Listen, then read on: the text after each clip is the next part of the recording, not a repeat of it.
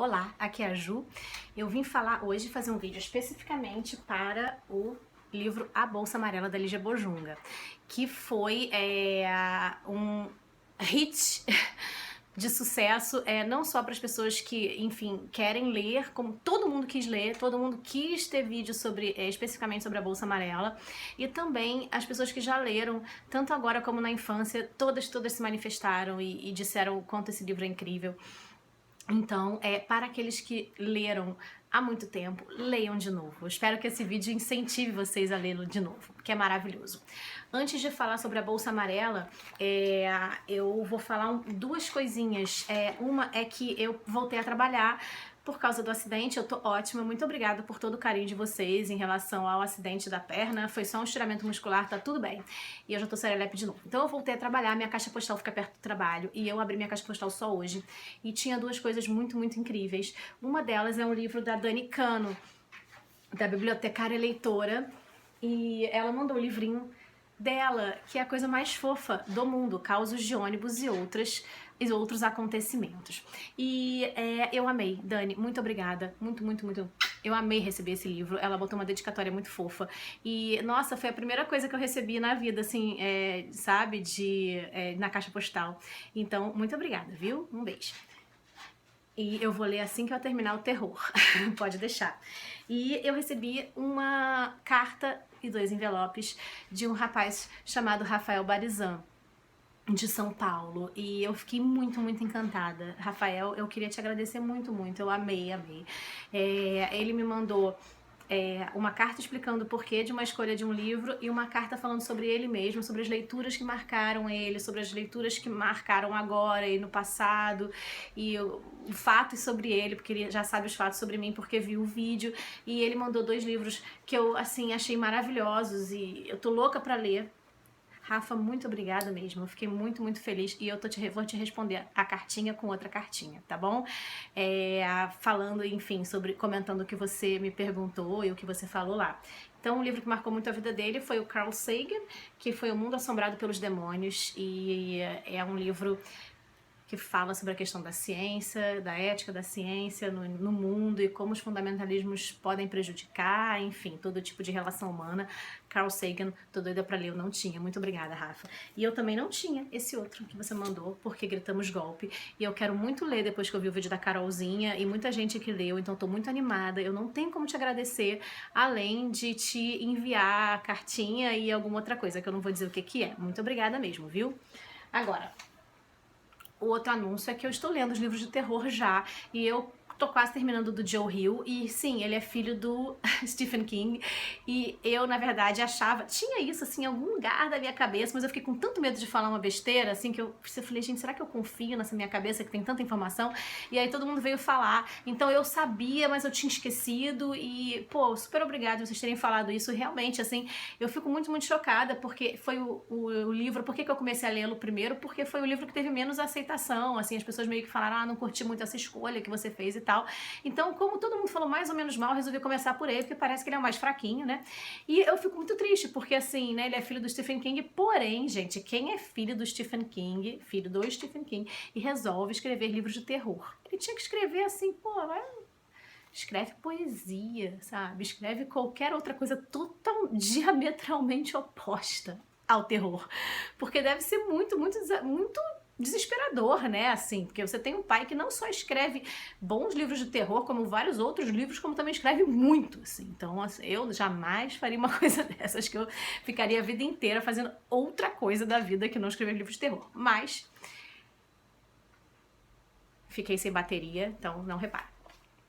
Olha só, vou falar sobre a Bolsa Amarela. A Bolsa Amarela especificamente, esse ano, faz 40 anos de idade. Ele foi publicado em 76.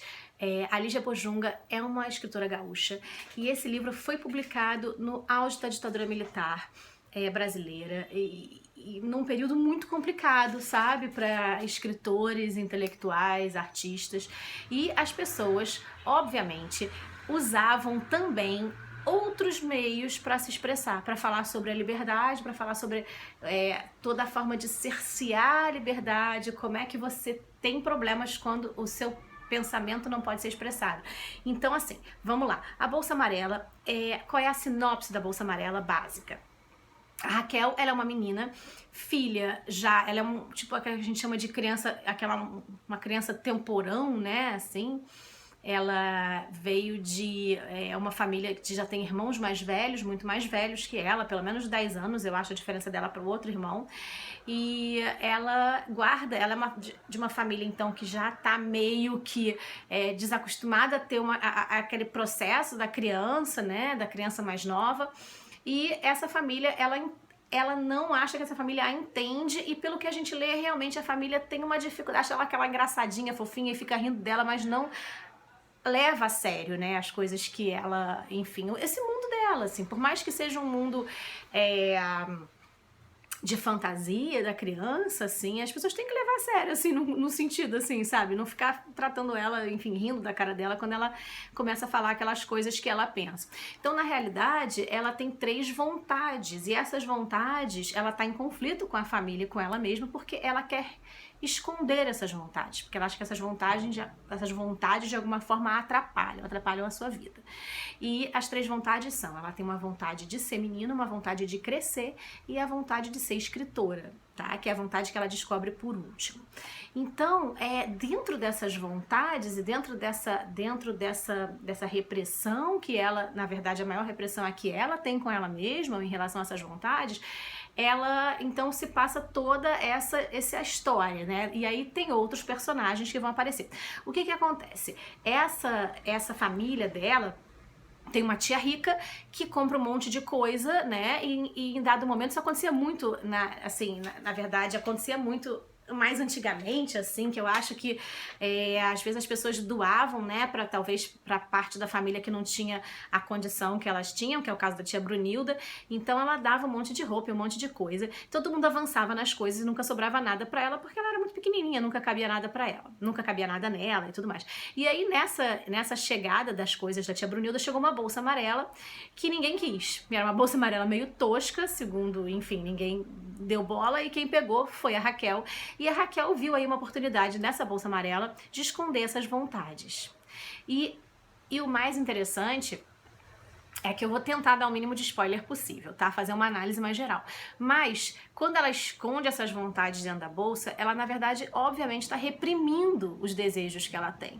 Coisas que ela quer ser e coisas que ela pensa ser importantes em dado momento, tão importantes que ela precisa esconder.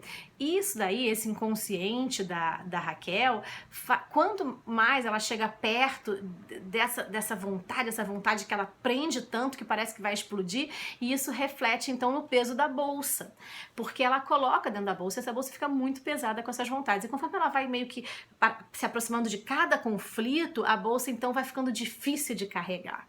E é quase que um fardo, né? E dentro dessa bolsa tem outras coisas que ela guarda. Uma delas é um galo, que é uma história que ela tinha criado, tá? E que ela, quando começa a escrever os pensamentos dela, ela escolhe essa história do galo, que é um galo que nasceu para ser tomador de conta de galinheiro, e ele não quer ser tomador de conta de galinheiro, ele quer que as galinhas façam o que queiram fazer e não pergunte para ele a cada momento o que elas precisam fazer, e elas não se conformam.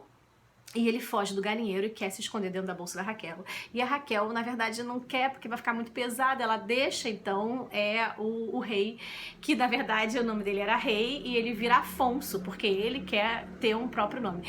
E sabe o que é bacana? Aí dentro da bolsa depois também vai ter um guarda-chuva, depois vai aparecer o Terrível, que é outro galo, e tem um alfinete também que ela encontra na rua, que é um alfinete que meio que caiu e nunca foi de ninguém e tudo mais. E ela também esconde nomes ali dentro, nomes que ela gosta, nomes que ela queria ter. E aí, nessa confusão toda, a linha entre o que é real e o que é inventado, o que é fantasia, não tem, ela se perde completamente, assim, dentro da história. Você não consegue mais meio que separar, então, o real do imaginário, né? E isso é muito bacana, porque é simplesmente uma questão toda, então, centrada na questão dessas vontades mesmo, e o que essas vontades podem trazer na vida da Raquel, assim, tanto de bom quanto de ruim, né, assim. Então, a Raquel, ela é uma menina e ela fala então da questão do lugar da mulher, de um lugar que teoricamente nessa sociedade é colocado para a mulher. Não quer dizer que ela não queira exatamente ser menina, mas ela questiona, então, por que os meninos podem ser os líderes dos grupos da escola, por que eles podem soltar pipa, e por que ela não pode fazer. Então, na verdade, é uma questão de liberdade, é uma questão da liberdade dela, assim, é uma questão da vontade que ela tem de não ter amarras, né? Então, assim, que ela vê isso na figura do menino em relação a coisas que ela gosta de realizar e não pode. Então, essa é uma primeira crítica. Eu creio que não seja uma crítica somente a questão do lugar do homem, mas a questão das vontades das pessoas, que elas mesmas reprimem. Não é só em relação ao patriarcado, né? Assim, aquela sociedade machista que a gente tem, que realmente, né, separava o rosinha para menino, o azulzinho para o menino, o que a menina podia fazer, brincar de boneca, brincar de casinha, brincar de, enfim, de cozinhar. Isso era uma coisa, assim, muito presente na minha infância, sabe? Eu tinha ferro de passar roupa, eu tinha fogãozinho, sabe? Então, assim, aí os meninos brincavam de carrinhos, os meninos brincavam de outras coisas, assim. Então, e isso, obviamente, vai mudando. Eu acho que tá tendo uma roupagem muito mais bacana agora, que as pessoas estão chegando num momento de entender que isso aí é um absurdo, né? Mas, enfim, vamos lá. Política. A questão dessa... Tem vários personagens e todos os personagens também estão reprimindo vontades que eles têm de ser e não conseguem ser naquele ambiente que eles vivem. Um deles, o Galo Terrível, ele é um galo de briga. Então ele não queria ser um galo de briga, e os donos resolvem costurar o pensamento dele, botar de fora tudo que não era de briga e que não era raivoso e só deixá-lo pensar na briga, na questão da briga. E esse galo fica... essa linha também é um personagem, tá? Então, assim, é muito bacana, né? Você vê que o real e imaginário já não consegue mais se separar aí. E o terrível, então, ele briga o tempo todo, ele é um galo de rinha. Então, isso também é muito interessante, porque nessa época da ditadura militar, então, você tem, obviamente, uma limitação da liberdade de pensamento. E aí, você costura, né?